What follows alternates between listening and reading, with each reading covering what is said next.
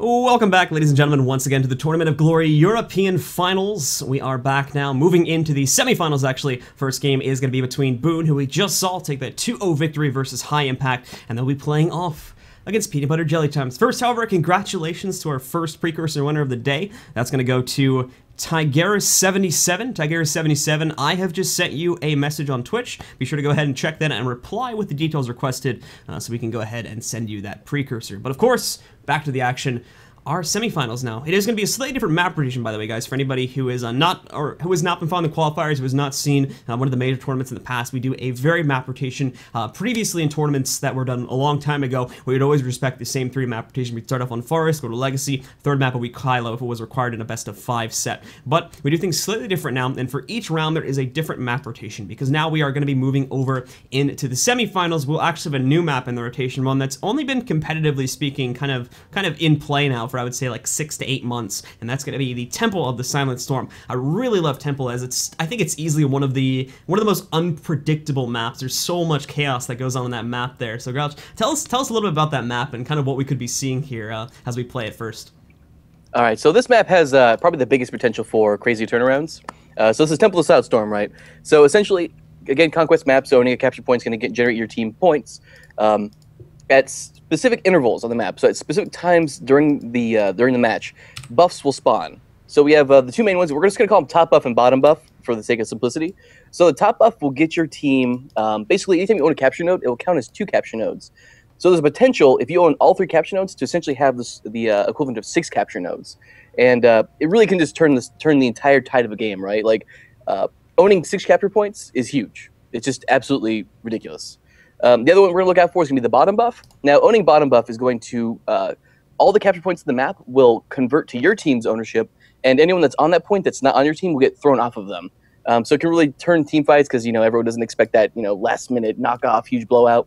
And then obviously owning those capture points is going to give your team all the points, and they're going to have to play catch-up trying to capture those points back and get themselves back into the game.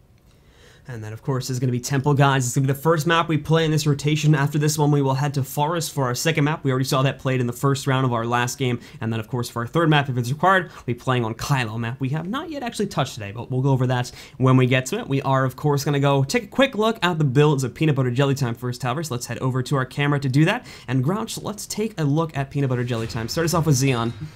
So, real quick before we jump into that, I'm actually really excited because I completely spaced this and I want to talk about it. What's up? I actually met all of these guys at Gamescom. Did you? They were at the booth, and so I specifically remember talking to these guys. I met Guns and Tools. He was playing at the booth. So I actually talked to all these guys. They introduced themselves as Peanut Butter and Jelly Time, and they said it was before Tournament of Glory had started, so they hadn't gone through any of the qualifiers. But they said they're going to try to form a team and try to play competitively. So it's really cool to see these guys, who said that we wanted to try playing Guild Wars 2 PvP, actually make it all the way into the finals, and are now playing against a very respectable team, that being BooN. Yeah, it's cool to see. So let's take a look here once again at their builds. Peanut Butter Jelly Times. First off player here is going to be Xeon Wag, playing another Hambo build here today, running with the Soldier's Amulet. So a very tanky build indeed. We'll probably be seeing a lot of them in that middle fights, considering, actually no, they do have a Guardian, so we'll probably see him kind of as a supportive player in that middle fight there. In the event we see someone like Art Tatum go down, he could take the stance of kind of a secondary bunker. Obviously doesn't have much support. He's bringing out support in a different way, and we talked about this earlier, the Hammer CC. He's taken on a new role, which is essentially called the Bruiser. His job is to control the pace of the team fight, keep his opponents CC'd, and in general there, just make sure that there is a lot of quite a few targets available at any given team fight. He's also, of course, going to be very good in 1v1s on side nodes, especially against squishier players with all that CC and AoE pressure. Grouch, take a look at Not a Thief. All right, so Not a Thief is going to be running the meta dagger pistol build. So again, his role is going to be coming in, doing a lot of burst damage, taking targets out instantly, and then kind of backing out. He's very squishy. He's running Zerker Amulet. He's got a very small health pool, no armor, no toughness. So it's really all about going in, doing tons of damage, and getting out unscathed. I'm moving over to now Guns and Tools, who is playing on Engineer at the moment. I believe it's going to be full Condi engine. This is kind of an EU standard. North America, this build has, I think, fallen out of popularity in recent months. Or at the very least, we don't see too much of it anymore. We've seen a lot more of the Celestial Rifle NG as the more popular build, but this one in EU is still surfacing quite a bit, running with Pistol Shield as well as Rabbit Amulet and Runes of the Balthasar traits being 60062. a whole crap load of AoE comes out from this build. There's also, as pretty much most ND builds would exercise, this one specifically, considering he's running with a flamethrower, this one will have a lot of CC to it as well. You've got the 4th grenade here on the grenade kit, which is going to have a very large amount of chill. He's also got 2 CCs available over here on his shield, the static shield as well as the knockback on shield 4, also reflecting projectiles too. He's got a knockback on his flamethrower, he's got a pull on his toolkit, and he's got quite a few defensive utilities as well. He's got the grenade kit there, slightly less defensive utilities I have to say, because he has chosen to run with the flamethrower instead of, say, like an Elixir S, which has tended to be the meta choice for the past few months. Yeah, I'm gonna hold off on judgment whether or not he's gonna run the flamethrower. I'm thinking he might be using it for the early game incendiary ammo, going into that first fight with the additional burning he can apply. I mean, he could possibly be using that. I mean, it's still a very, very good utility, right? He's gonna be able to decap very, very well, but I'm also thinking he might be using that for the incendiary ammo. All right, well, we'll have to see. Moving over to Art Tatum. Grouch, take a look at that. All right, so moving to Art Tatum, he's gonna be running. It's gonna be, this is the Guardian build, right? This is the Guardian build. So the main thing here is gonna be running 01661, and basically this build is really focused around altruistic healing and pure voice. So what he's gonna be able to do is anytime he uses a shout, he's gonna cleanse conditions from his allies. He's also gonna be able to apply healing to his allies very, very well. Anytime he applies a boon to an ally, he'll also get healing for himself. So it's very sustaining. It's gonna work really well with his staff 4 that's in power, which basically anytime he channels it, it's gonna apply might to all of his allies. And it can apply a ton of might to his allies. And anytime he does that, it's going to give himself a little bit of healing. All right. Yeah, very, very, very support focused, very bunkery. And then last but not least over here is going to be Guns and Spoons playing on Necromancer here at the moment. We're running with a Doomfire version of the Necromancer build. This is actually slightly unusual considering for the most part we have seen the 06404 Path of Corruption build be kind of the mainstay in recent months, but this one obviously bringing out a little bit more damage when compared to that one. Running with Rabbit Amulet, also running with Runes of the Travelers so we can get a little bit more mobility. This map is rather big, so that's a pretty wise choice there. Also running with Scepter, Offhand Dagger, and a Staff. Lots of Conti damage, very team fight oriented as this build often ends up being, but only good in 1v1s against squishier players if he's able to get a large amount of condies off. It's kind of an up and down. It's kind of an up and down thing in regards to this build and its 1v1 capability. So we'll probably be seeing him stick near the teammates a lot, but also he will be contributing a very large amount of the team fights in regards to his condi output there. But again, guys, that'll make up the team outfit here for Peanut Butter Jelly Times. I believe Read It Back will be running the same thing in the previous set. We still got Fake playing Hambo, Ventari is playing Dagger Dagger, Ellie, Chosen Pain is still playing Dagger Pistol Thief, General Kaon is going to be playing on Bunker Guardian, and of course Sensitix when he rejoins should still be on Shatter Mesmer. I think we are pretty much ready to go here, guys. We just gotta wait for Sensitix to get back in, and then we can get started. Alright. And once again, guys, also this is, for a reminder once more, this is still a best of 3 set. Best of 5 will only come into play at the grand finals, so first team to 2 points will be moving onwards to the next round, so we'll have to see on that. We do have updates, by the way, guys, from the lower parts of the brackets, as we did not stream the other 3 quarterfinals.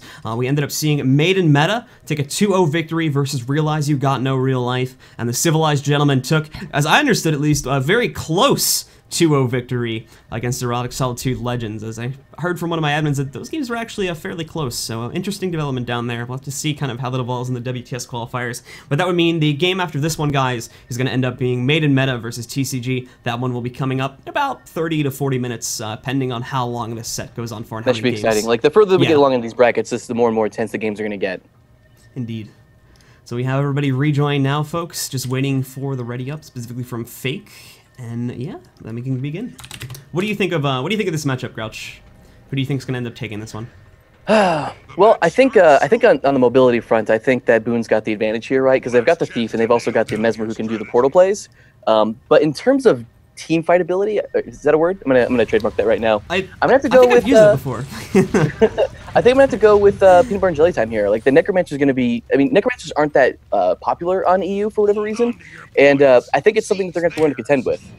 Alright, we'll have to see just how well things go, guys, with the gates opening up. Let's check out what's happening here with the splits. Bit of hesitation, I have to say, on the blue team, but it seems that they actually may be trying to set up some bursts. I think they're actually kind of holding back here, letting their Guardian get the callouts in regards to who is in middle. But red team is also doing the same exact thing here, so this may be a bit of a misplaced bait, but it's not going to matter because Guns and Tools just drops out of play here. Red team's going to try to reinforce, but they'll have their guys coming in just a little bit too late, as it would seem, to save Guns and Tools. He's already out of play. Blue team, however, now has to contend with these reinforcements. This is Art Tatum, Guns and Spoons, and I believe one of their player from the red team, Not a Thief, are also going to be played here in middle now. Not a Thief is actually going to end up leaving this, as we see the red team trying to extend over towards other points, but still very impressive start game burst here that went on the Guns and Tools. All right, so coming back to the midpoint here, we do see Guns and Spoons was fighting a 2v3 with only the support of his Guardian there. He was kind of fighting off point. He was actually going to disengage, head back over towards Temple, and maybe try to catch this Thief out here. You should see him in just a moment here. He's trying to circumnavigate around Guns and Spoons at the moment. I didn't even notice he is there. There we go. There we go. Does end up catching him out there, so that'll be some trouble for Chosen Pain. Those Condies, there will not be enough to kill him, but at the very least, it is going to slow him down here. Thankfully, Chosen Pain. That Fear Mark. Is he going to land the Fear Mark? There we go. Oh. Fear Mark goes out. Oh, not in time, though. Did not actually catch him before the field went away, so he didn't get the revealed. And as we move back over here to check out what's happening in this larger fight here at the altar at the moment, Not a Thief got banked out there just a few seconds ago by members of BooN, so they should be able to hold on to this point. But, I mean, as we take a look at the grand scope of the game, at least for the time being, as Chosen Pain, that was a very nice backdoor there, considering the pressure he was under just a few moments ago, is going to backdoor this one. But in terms of the overall map control, for the time being, it was in the favor of PBJT, but it seems as though things may be flipping themselves around now, and we could have an advantage towards BooN here very shortly. Alright, so a bit of a road skirmish here. Looks like a lot of damage going on with Guns and Spoons right now. He's going to pop that Plague Form, try to avoid some of the damage here. He's going to have that increased health pool, as well as the the blinds he'll be able to apply just from the AoE radius there. As we see him, he's actually making a bit of a dangerous move here, getting that close to Sensitix and General Kaon, but it seems as though he had that fear ready to go prime for that. He's actually trying, again, for anybody that doesn't already realize this, trying to prime himself to move over to support that fight, or at least regroup with his teammates back over there at the temple, it would seem. But considering they have that point pretty much already under the hood, or considering they already have that point in their control, I don't fully understand the move here from Guns and Spoons. I mean, thankfully, Art Tatum is right nearby. Not 100% sure on what he's doing. We might have... I think he's down below at the moment, but we might have a slight character placement bug as he is running around there. But regardless, it seems as though that Art Tatum's just going to leave his corpse on the floor there, and the rest of their guys are going to head back over here towards the temple point. That was kind of a misplay on Guns and Spoons' parts anyway. He was fighting Sensotix, really low HP, tried going up on the ledge there, and really just kind of moved away from his support there, and then, paid the price for it. Yep, pretty much. So as we head back over here towards the temple where we've got our next team fight going, things for the time being are in the favor of PBJT. Ventari recently going down, but there's a lot of res pressure on him. That'll be enough to bring him back up into plays that get him up. But at the same time, too, Not a Thief seems we got just a little bit too close to that burst. And now he has fallen down here as well. Stomp will not connect on the first try, but I believe they've got enough AoE, and they're going to knock him out of play here now, too, and start to turn this team fight around, hopefully into their favor. But things are still very close now as Ventari Ellie is also getting low, and he could get knocked out over the next few seconds as well.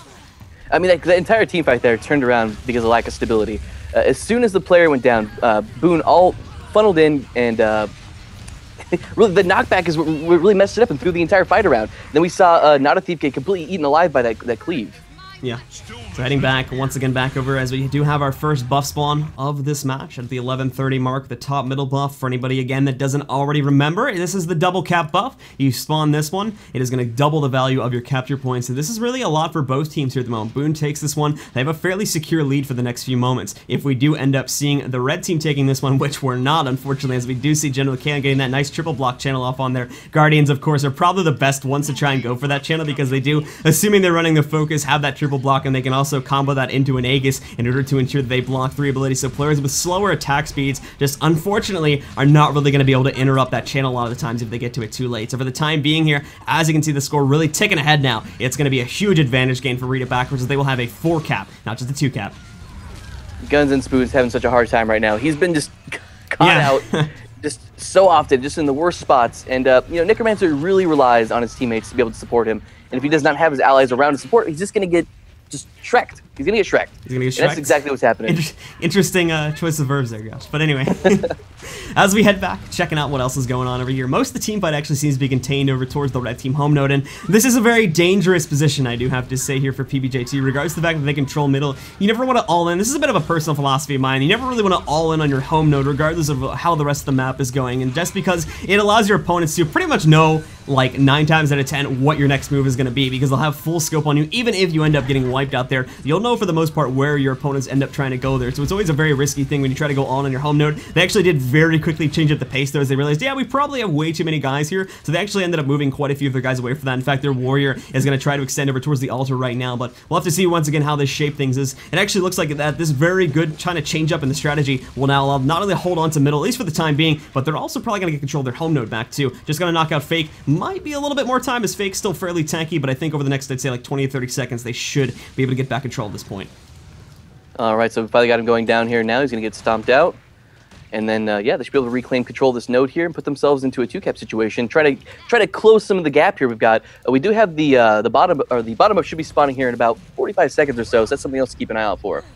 And a lot of teams I do note tier 2 do end up kind of forgetting that bottom buff. Or the 830 buff is definitely the one that is kind of forgotten the most, because definitely around the 830 mark we have, this is where the game ends up kind of getting somewhat crazy because the scores are very close, or rather, we're kind of getting towards the mid-game stage. A lot of teams are scrambling, are really trying to find out how they can hold on to their lead or how they can try to get their lead back here. And a lot of them often forget that buff mechanic here. So that's something to watch out for too, as we could see kind of a surprise reaction here if either team ends up making that mistake. It doesn't seem, however, that that's going to happen, as both teams have players primed and heading down into the cave there to get ready for that bottom buff spawn, which is coming up right about now in 3 seconds.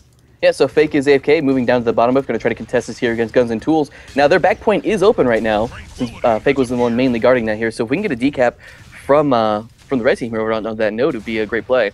Indeed. So taking a look here once again, bottom buff again is probably not going to go anywhere super soon, as Guns and Tools and Fake in a 1v1 here. This is really going to come down to a cooldown war, and I think both these guys are going to be fairly self-sustainable in regard to their cooldowns here. Guns and Tools has plenty of ways to negate damage, not too many ways to cleanse Condi, so the big weakness for him is going to be how heavily he is standing over here in the AoEs, and as well as getting locked into those CCs, but we'll have to come back to that and see in just a few minutes. Update though, from the top buff, we did actually end up seeing PBJT take that one, which means they're now possibly on the scoreboard to come back in if they can hold on to this 2-cap now, as they have a 4-cap versus the only held 1-cap. I read it backwards here at the moment, so definitely think they'll come back and tie the score up, which means we're probably going to have a fairly close end game here. Yeah, absolutely. I mean, you can just see the scores just catapulting up right now. Like, just a moment ago, they were trailing pretty far behind here, but they got that top buff. They got the essentially a 4-cap for the entire duration of it, and they're really just starting to do really well here. We see Fake as AFK moving out of the bottom point here. Actually, he's going to get taken down by not a thief, maybe. Yep, here he goes down here. Kind of a bad misplay there on his part, moving away from his allies here when he was so low. Ventari coming into the bottom point now, going to try to fight this 1v2. Probably not going to go too well for him.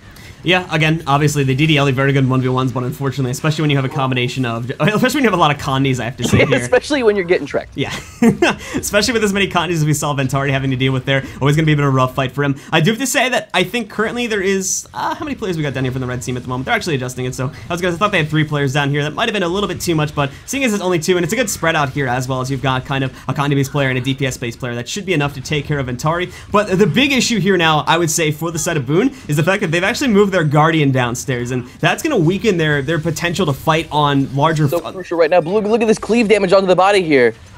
Oh my god, it's going to be close. Actually, they were able to pull it off. So what happened is when Ventari went down, Kane came in, tried using his Focus 5, trying to get off a lot of blocks. Guns and Tools using the magnet pull to actually pull him off of that res, and actually put himself into a good position here. It looks like they're going to take General Kane down here in just a moment. Ventari popping his misform. He's going to go down. Here comes They're Fake, both in down state. They need another player to come in. Looks like it's going to be Fake answering the call. And I actually think that even though we have to see how Ventari ends up going, and ooh, that banner, unfortunately it's poisoned though, so it's not actually going to fully resurrect him, but we'll have to see if they can get him back up. Fake is going to take a lot of damage in the process of trying to get him back up. Good knockback comes out there from Guns and Tools and the shield knockback, and I think they've got enough cleave to keep him out this time, as that banner is overall going to be wasted. That's a huge cooldown too. Keep in mind how large of a cooldown that is. It's about a 3-minute cooldown that pretty much goes to waste there, and they will not be able to use that for the rest of the game now. And as we see... they take Fake down in a great spot too. He's way out of range. Here comes Sensor Ticks there. Singsag's coming in, trying to interrupt there. Interrupt the channel. Is he gonna be able to get it? Oh, he stops it.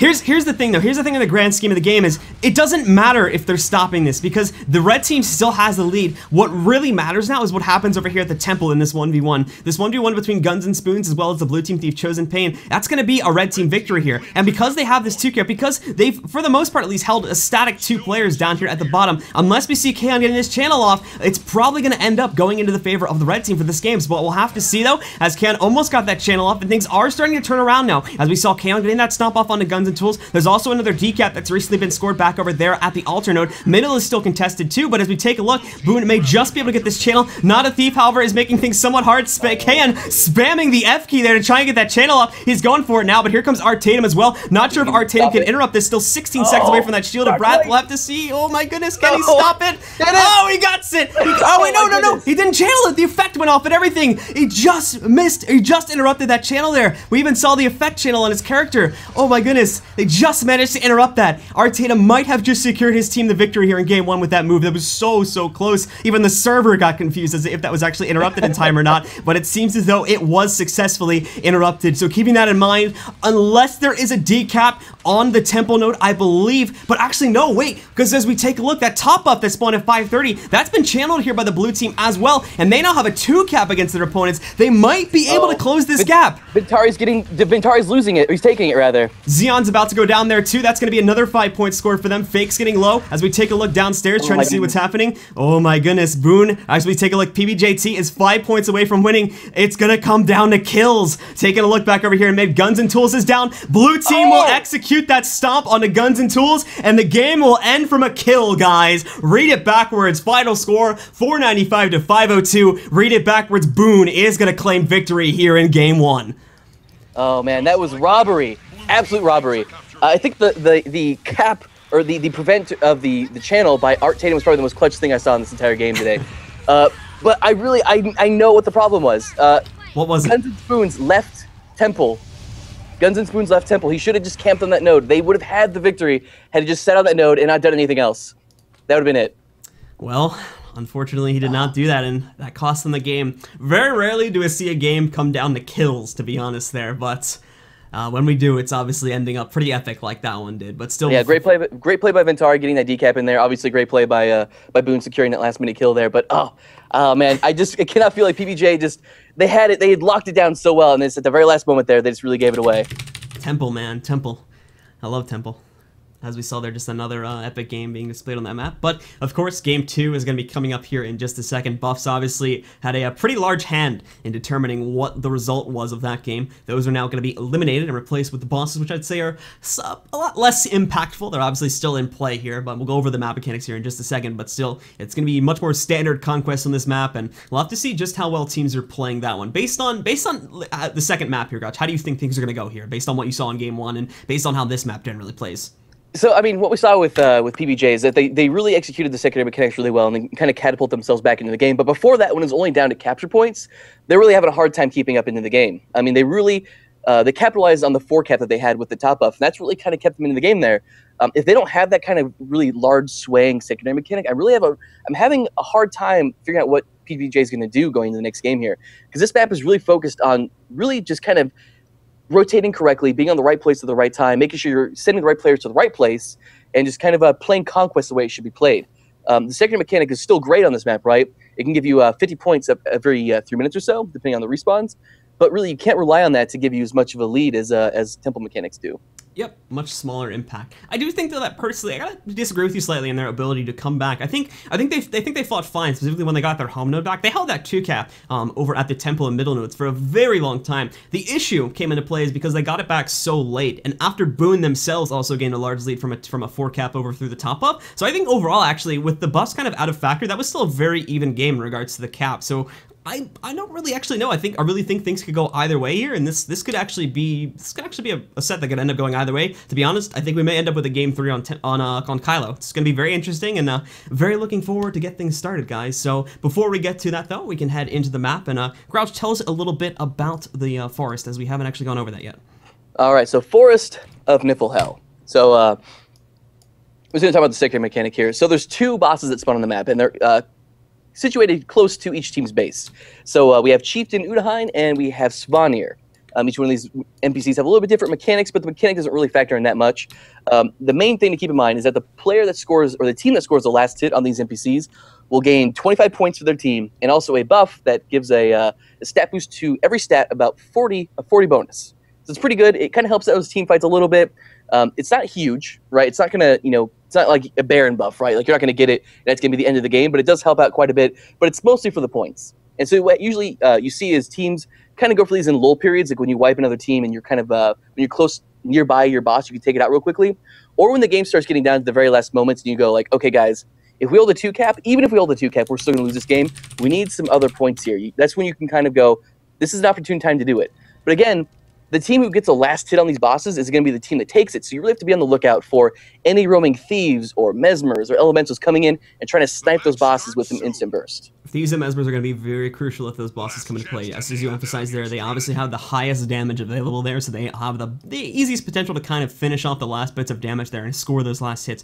Players that are emphasized more on Condi are really not suited to go for that, and unfortunately, if they end up being the ones that try to rush for those buffs, it'll end up being a somewhat ugly situation, especially if an enemy thief comes into play. But as the game is now getting started, folks, we're going to take a look. We might have some beach action. Actually, cancel that, as for some reason, the thief on the red side, not a thief, has come out of the gate really late there, so we'll have to see how that affects them. But I mean, let's take a look around. What's happening here?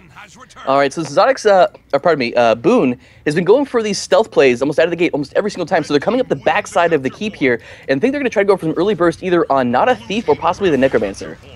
As we take a look at mid, they do attempt to go for that burst, but for the first time and easily these 3 games we've seen them play in, their opening burst is actually going to fail, guys. Art Tatum managed to get out of the way of that.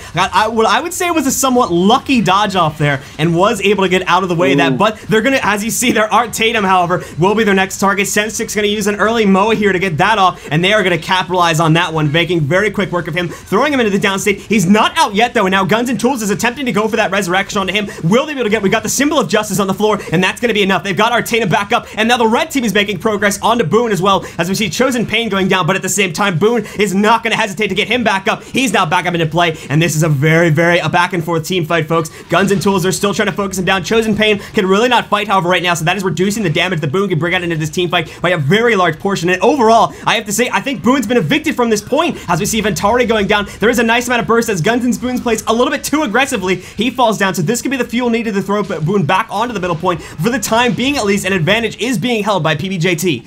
Oh my goodness, Ventari is down right now, Sensonix is down, Guns and Spoons is down. We're actually going to cleave up Ventari, Sensonix is going to stay down here, so we'll actually see PB&J taking that little skirmish here on the roads. A great team play by both sides, though. We saw a lot of great clutch reses, lots of corpse cleave going out at the right times. Like, both teams is really on point right now.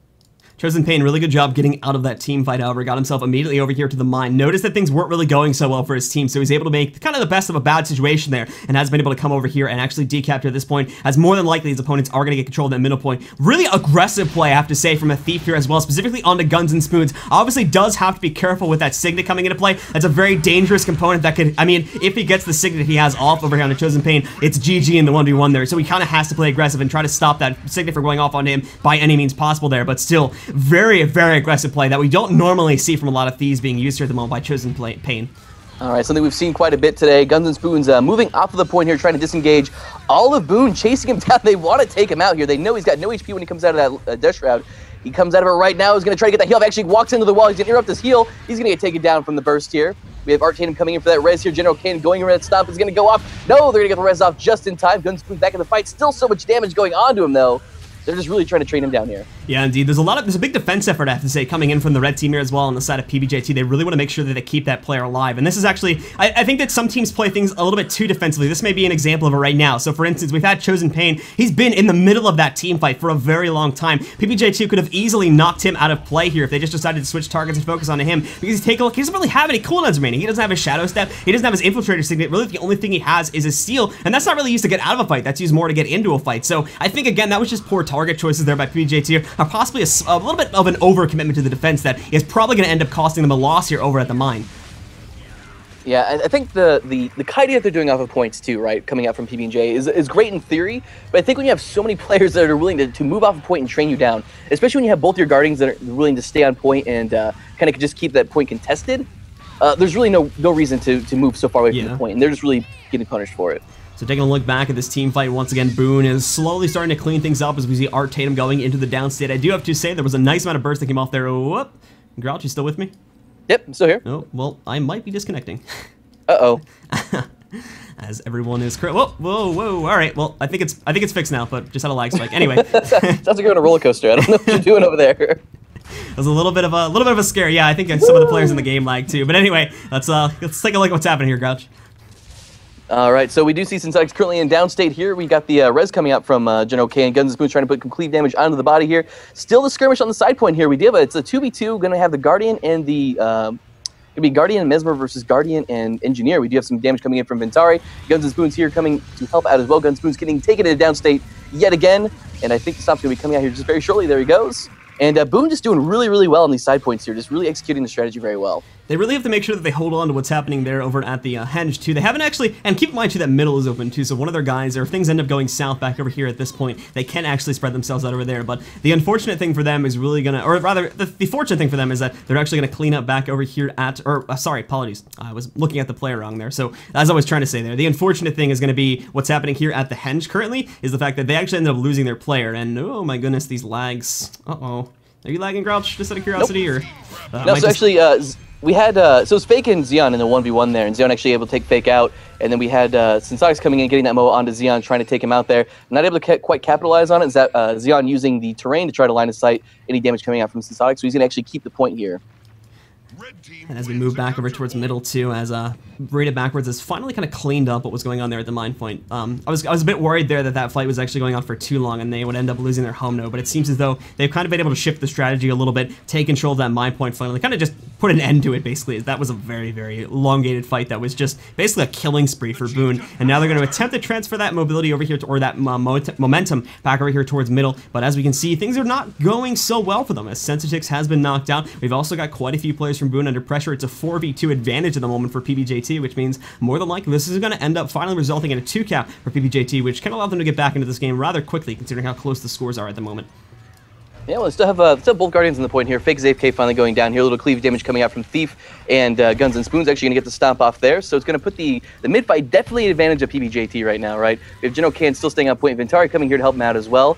But General Can's getting super low. It's really going to be all on Ventari to try to get that res off if they actually do take him down. Don't forget that there's also this split push happening as well, as we've got 2 players from the blue team pushing back over here to the Henge to try and take that, and again, that's also going well here for BooN as well, as we see Xeon getting low. There is some more support available by Sensitix, or apologies, there is some more on the blue team side here. We have Sensitix and Chosen Pain assaulting, but there is some support here for Guns and Tools too, but they've really got to work to make sure they keep them alive, as there is a dangerous amount of burst here from the side of BooN, and if they don't handle that very fast, then this may end up shifting to a blue team point, and we'll pretty much be in the same exact situation we had about 2 minutes ago, where we had BooN fighting for those 2 side nodes there. So some great support plays coming out from Guns and Tools, throwing that crate down pretty much just for the just to give his Necromancer there some of the health packs. Oh, sorry, I just got distracted here. Chosen Pain actually getting taken down here. Fake is AFK going for that res there. A lot of cleave damage going on to the body right now. Fake is AFK is actually going to jump off of the corpse. Stomp coming out from Art Tatum, and so they're going to keep that 2-cap here. We do have a little bit of skirmish going on in the midpoint now. We have Ventari coming in to try to fight Xeon. Has Wag on point here, actually getting a nice updraft, taking him off point here. Not going to quite get the decap though. Xeon, as we take a look over there once again, that's probably going to take some time to see any serious results. Overall, the on-point pressure, though, will end up in the favor of the red team, at least while it was a 1v1, but now with General Chaos coming in here as well, that'll be an extra amount of support, and this should allow Ventari to keep himself going consistently versus Xeon has Wag. At the same time, on the reverse end of things, Not a Thief is also going to come into play there and kind of bring this back up to a 2v2. The resulting fight has kind of ended over there at the Henge while we were watching that. That ended up being a PBJT victory. No boss takes as of yet here either, just as a small note there, but everything seems to be transferring back over here to middle as both teams are just going to keep the momentum of these fights going. I do think, however, that at the moment, that BooN is kind of being taken for a ride, to not have a better way to phrase that. We have seen again that they've tried to far push plenty of times. They've tried to go for a bit of split push here, but unfortunately, 9 times out of 10, at least in this game, it's ended up going into the favor of PBJT, especially in recent moments here. So unfortunately, these attempts at pushing that's coming in from BooN, they're just really not going so well. So they need to try and pull out a separate strategy here, or just try to go for a consistent all-in push, because even though I think they're coming off as a little bit too, not necessarily cocky, but they're coming off as a little bit too, can't think of a word for it, so I'm going to use cocky for the time being, but they're coming off as a little bit too cocky in regards to pushing into these fights, and I think that's ending up being a bad thing for them here, as they end up going in and they're not really winning them. They kind of have that cockiness coming into play here from the fight that was happened over there at the mine, where they had eventually won that one, but as they transfer back over here towards the Henge in the mid, they weren't really able to carry that momentum over, but they keep thinking they can, and that ends up losing them quite a few fights, and this is, I think, what's given PBJT the lead back. You know, quick shout out to Chosen Pain there. We saw so many players from PBJT on this side of the map over here. There was like 4 players from their team, or maybe even 3 players. And Chosen Pain actually managed to go back around them in stealth and actually get the decap there right when they're all just standing around. Very well played. So now we do have Ventari coming in, Synsotics coming in now. Chosen Pain is going to be the current target here from Guns and Tools and Guns and Spoons. They're actually going to take him down here in the road. Synsotics coming in, maybe going to try to get that res off possibly. Might just sacrifice the body here. Looks like the res is trying to go off now. Plague Stomp coming in there from Guns and Spoons, though, and there's not enough res pressure, so that's going to be a guaranteed stomp. Possibly, I would say, a little bit excessive on the Plague Stomp. I don't know if that was worth it. That's a very big cooldown that's used there, but, I mean, that's also a very crucial member of the team fight on the side of the blue side, so might have just been worth it, but I don't know. As we take a look at the fight here, once again, there's Sensitix has also been bursted down here by the members of PBJT, and he's really the only one here at the moment, so with him getting knocked out, that's a pretty good precedent being set here, which may allow PBJT to take back control of their home run. They did unfortunately lose the decap a few moments ago. We've still got Art Tatum and K on there. KM is kind of awaiting his fate at the moment here too, as if we see Chosen Pain get knocked out, then the rest of Red Team is just going to snowball back over here onto General K, and it seems as though that's going to be the case. They're going to leave off him a little bit early here, as they weren't really able to scope out Chosen Pain. He had plenty of stealth utilities ready to go, so he was able to escape. He was able to escape his own death for the time being, but now the pressure will shift over onto Kaon, and if he goes down, that's going to allow PBJT to cap this point much more faster. All right, so here's a great example of the right time to go for the boss here. So we have Fake as AFK going for Savania right now. There's no one on his side of the map here. He knows he's able to take that boss without giving up a decap on his point potentially, and there's no one there to take the actual kill from him. And then back over here at the Henge, once again, we take a look at how this fight is going so far. A lot of pressure from the blue team. Keep in mind, too, that this is actually blue team's home node, so they do get those reinforcements coming in from their spawn just a little bit faster than it would come in on the reverse side. There's definitely, on this map, I'd say it's a little bit easier to reinforce side nodes from the opponent's side of things, just because the beach is a pretty good factor for trying to push for far node, but still definitely going to be an advantage for the blue team if they end up kind of taking things in their favor. But as we see, actually, General Kaon is going to get knocked out, and that's a big bonus being gained, here by PBJT, as that not only saved one of their members, but that knocked out the Bunker Guardian, which means a lot of support is going to be missing now from this fight for the side of Read It Backwards, and this just could allow them to push it over the threshold. But guys, take a look at the scores here too, as we haven't really been paying too much of an attention to that. It's over the 450 point mark now for PBJT, so I mean, this could very well be the last team fight. If they win this one, it's all over, but that may not actually happen here, as two of their players are in the down state. Art Tatum is also under quite a bit of pressure here too, so he could get knocked out. Guns and Tools is down, probably going to end up dying in just a few seconds, and Not a Thief is fully knocked out here, so I don't know. It was definitely looking like a PBJ team until a couple seconds ago, a PBJT game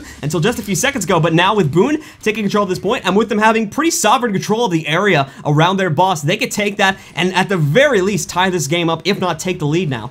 All right, so this is going to be on Not a Thief to try to get over that side of the map here in time. I'm not sure if he's going to go for it. He knows they're pulling it. He's going to go in, maybe try to get over there, and just in time, it's got a little bit of HP He's here. got a Shadow Step. Oh, come on. Is he going to get this? Oh, no. Not quite in time. Doesn't end up getting over there. I think he pushed himself a little bit too far away from the buff there just to get some safety distance between himself and his opponents, and that ended up costing him the buff. Not only that, guys, but there is now a 2-cap on the map for BooN, and as we take a look at that, boss just put them into the lead, so they may have this game unless we see a decap over here at the mine, and there are reinforcements out the wazoo coming in for Read It Backwards at the moment, so I don't think that's going to be happening. And with that in mind, folks, another very close game is going to end up going into the favor of Read It Backwards BooN, which means they're going to take a 2-0 victory, and that'll mean that BooN is going to progress onwards to the grand finals. PBJT, however, is not out of this tournament just yet. They're going to get dropped down into the 3rd place match, and we'll see them play in just a little bit, guys. Yeah, great play by PBJT.